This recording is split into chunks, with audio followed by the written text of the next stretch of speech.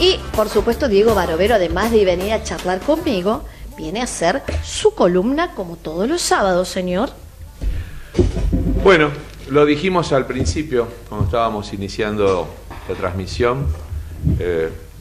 No sé si la palabra es volvió la corrupción. Nunca se fue. Tenemos esa sensación. A pesar de los anuncios, de los discursos grandilocuentes, de las intolerancias, de los discursos altisonantes, lamentablemente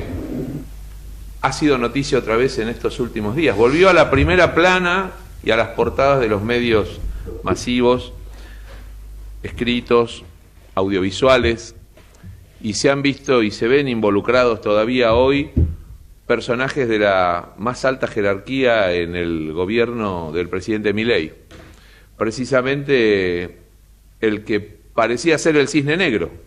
el que venía anunciando que era el cisne negro,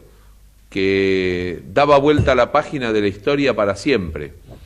que la historia había llegado para cambiarse definitiva y totalmente, para volver a ser grande otra vez a la Argentina. Ese era el discurso, ese es el mensaje. Sus propaladores oficiales siguen haciéndolo y diciéndolo en esos términos. En las redes sociales arden, la gente está pasando un pésimo momento económico. Digo la gente, yo también. Los que vivimos de nuestro trabajo, de nuestra profesión, de nuestra vocación, mucha gente ha aceptado el sacrificio de estos meses en cuanto a limitaciones de recursos, a hacer sacrificios, a restringir sus gastos, a llevar a cabo la vida que estaban acostumbrados o que pretendían llevar, y sin embargo decían, bueno, pero si hay recortes que signifiquen de alguna manera una puesta a punto para salir adelante y arrancar económicamente y pensar en un horizonte de desarrollo, había gente dispuesta a hacerlo. Lo ha hecho, lleva este gobierno más de 1 año y medio de gestión. Ha tenido una actitud tolerante, ha encontrado una actitud tolerante, permisiva por parte de la oposición, teniendo pocos legisladores. Sin embargo, el presidente ha insistido con vetos, con observaciones a leyes aprobadas en el Congreso, porque siempre antepuso el discurso de la eficiencia y de la necesidad de proteger el equilibrio fiscal. Y sin embargo, la economía sigue asentada en lo mismo, en recortes y en endeudamiento externo que pagarán generaciones de argentinos que hoy están estudiando, si pueden, que hoy nacen a la vida, han nacido hace poco y van a quedar endeudados. Los temas relacionados con lo financiero están indisolublemente ligados a la historia argentina. Hemos hablado muchas veces del empréstito Baring, con el que la Argentina, que todavía no se llamaba Argentina, las Provincias Unidas se endeudaron en tiempos de Rivadavia,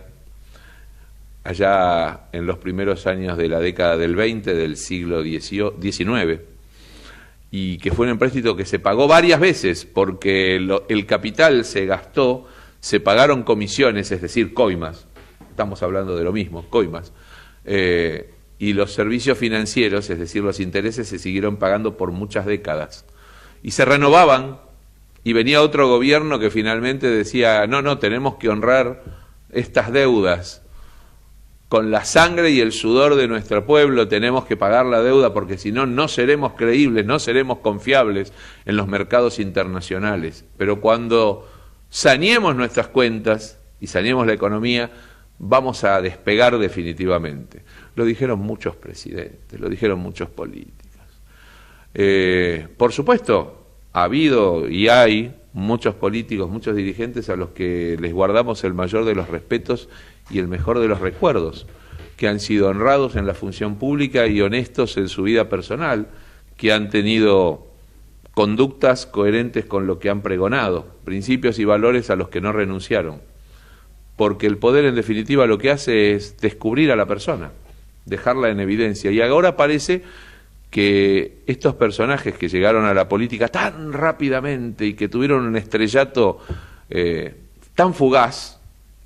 que desde los panelismos de televisión y las redes se convirtieron en la nueva esperanza de una nueva política en la Argentina, finalmente están volviendo a hacer lo mismo que se ha criticado, lo mismo que señalaron, lo mismo que cuestionaron, lo mismo que impugnaron. El escándalo va a seguir y creo que va a llevar varios días más y va a haber más novedades y hay comisiones parlamentarias para investigar y hay causas judiciales y está el Ministerio Público y están los fiscales para impulsar la acción que nos traiga la verdad, que descubra la verdad, pero que por una vez y para siempre, además de la verdad, se haga justicia y que aquellos que han usado del estilo de vida y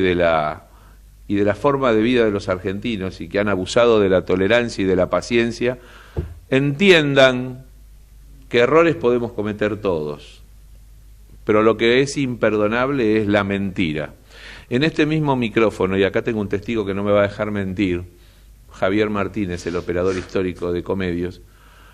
alguien de mi más entrañable amistad, pero un maestro, Enrique Vázquez, denunciaba,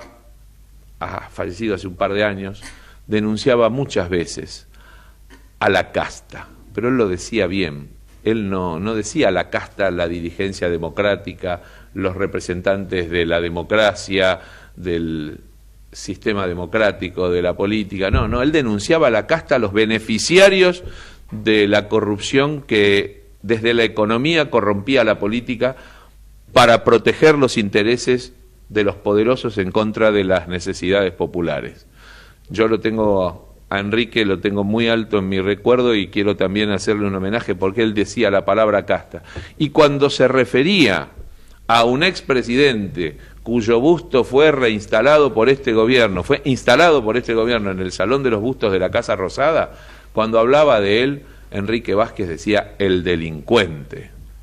No decía Carlos Saúl Menem, no hacía falta que lo dijera, el delincuente. Y el apellido Menem, que el presidente se cansó de enrostrarnos en los últimos meses como el mejor presidente de la vuelta a la democracia, con los escándalos de corrupción, con la voladura de Río Tercero para ocultar las pruebas del contrabando de armas, entre muchísimos otros escándalos. Otra vez el apellido Menem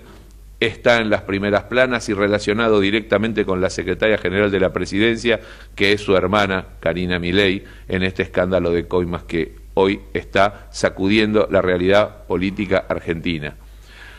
La solución no es replegarnos y pensar son todos iguales, porque no es cierto y no es justo decirlo.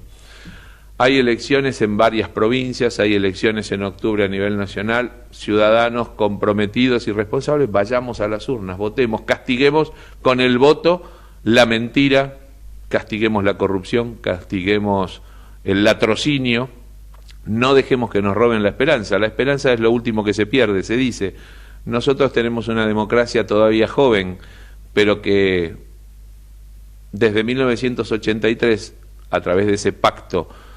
no escrito entre los argentinos de resolver nuestros conflictos, nuestras diferencias, en el marco de la paz y de la institucionalidad y la vigencia de las instituciones democráticas, tenemos la obligación de sostener, defender, mantener y consolidar. Era lo que tenía ganas de decir. Coincido absolutamente con usted, maestro, así que nada para agregar porque ya lo dijo todo nuestro querido Diego Barovero.